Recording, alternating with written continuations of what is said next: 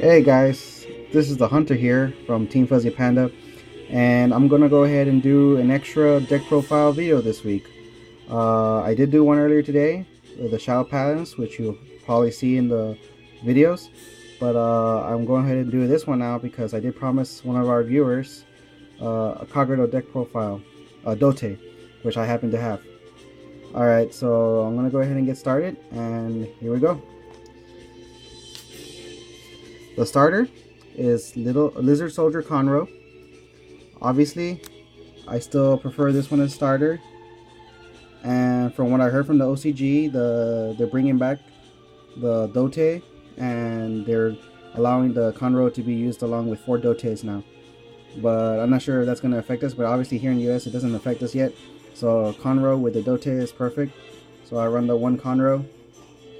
Counterblast 1, retire itself, and you get to add 1 grade 1 or lower from your deck to your hand, Kagero. So, still a good card. Trigger lineup, 4 heals, 2 stand triggers.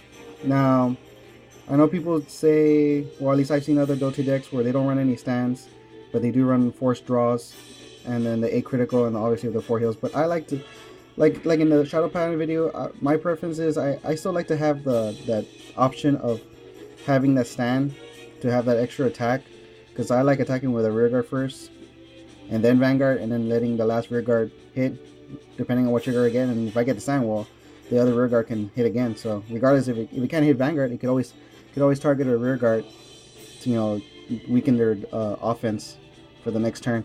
So, and then this stand trigger, I like it because you can actually use it to get rid of their 0 if they allow it to hit. And usually if you start off going first, attacking first, most people want to damage to start pulling off effects when they're grade 2s or lower. So this is a good way to get rid of a 0 that has a good effect.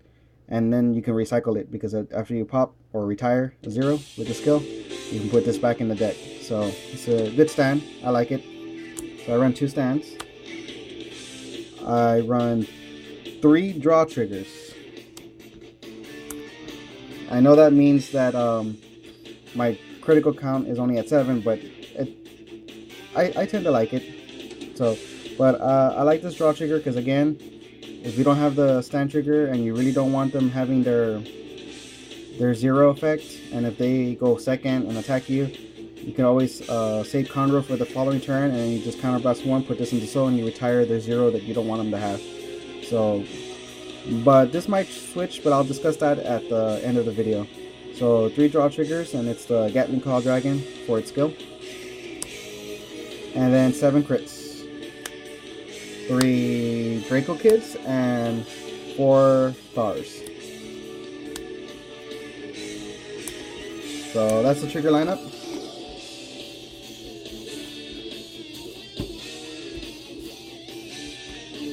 Now for the grade 1s, obviously I have 4 of the AK Vanillas, the bars, just because they're still good for when the time comes, they can attack on their own, or they're still pretty good 8Ks, and they're good boosters. So run 4 bars,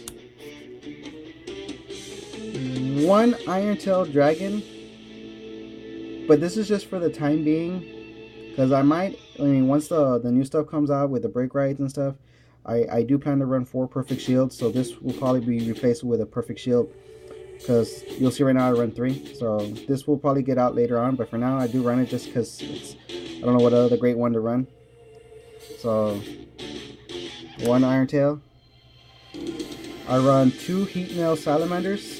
I like its skill, because if they allow this, whatever it's boosting, if it hits Vanguard, it allows you to retire one of their grade 1s. It's basically the same thing as the stand trigger, but instead of 0s, you retire grade 1, and at the end phase you return this back to deck. And I find this good.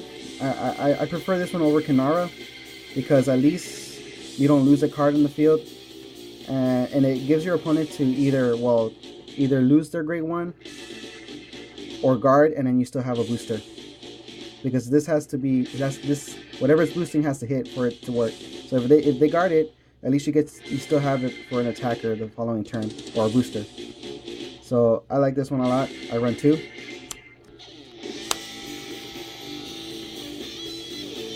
I run 2 Flame of Hope Airmo. Now I really like this one. If anything, I would prefer this one to be boosting the Vanguard, just because of the fact that I like to discard and draw and thin out the deck so I can get to the Dotis faster, and or maybe get more copies of Dotis to my hand so I can pull off the effect more than once. So I really like this card as a booster for Vanguard. And usually this is what I search out for with Conroe if I already have a perfect shield in hand. So good card. And then I run 2 Dragon Monk Gojo. If I go first, I usually ride him, and then I do a skill, rest, and discard a card, and then draw.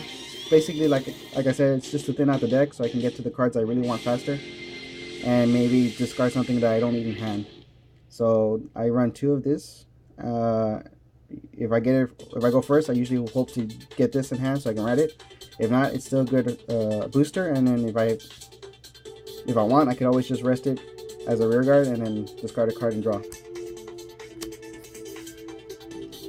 Then, like I said, obviously 3 perfect shields, which might become 4 once the break right stuff comes out when it hits the US. So 3 for now though, because with the current format, I mean, I honestly think 3 perfect guard is all you need in every deck. But obviously, like I said in one of my other deck profiles, that is going to change once break rights come out. So now for the grade 2s, I run 2 Berserk Dragons, you know, just in case, you know, because obviously people don't want you pulling off Dote or Dragonic Overlord at the end. So if you know they have a big hand and you know they're not going to let you pull off the skill of Dote, I mean, it's always good to have that option of still being able to pop something, you know, to, you know, weaken their offense. So, and besides, there's a card in here that unflips damage if it hits Vanguard, which you'll see right now. So I can always still recycle the damage, you know, and or heal, and then I, you know, take damage that I need so I can start pulling off more counter blast skills. But yeah, I run 2 Berserk Dragons, just, you know, just because, like, I have an option to retire. 3 Dragonite Nahallums, honestly, just because they're 10k vanillas. And then the card I was talking about, I run 3 Velocity, because I can't really pronounce it, Velocity Dragon. But I like this card a lot, because if it hits Vanguard, it unflips damage. And with a Kagero deck, I mean, you kind of want to be able to counter blast more than once. So with this skill, if it hits Vanguard, I mean, unflip the damage. And usually what I do, or what I hope for, is I hope that I get this card to ride as my grade 2. Because that, usually what I'll do is I'll counter blast for Conroe, get either the Airmo or the perfect shield, depending on what's in my hand. And then I attack with this.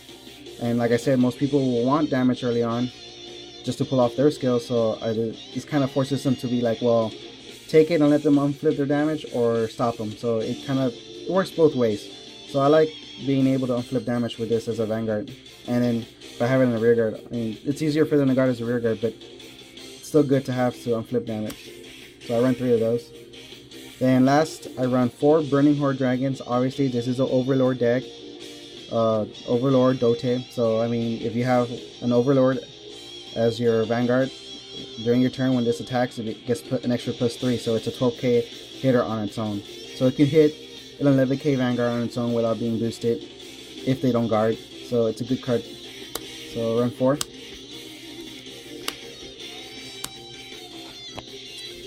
And that's it for the grade 2.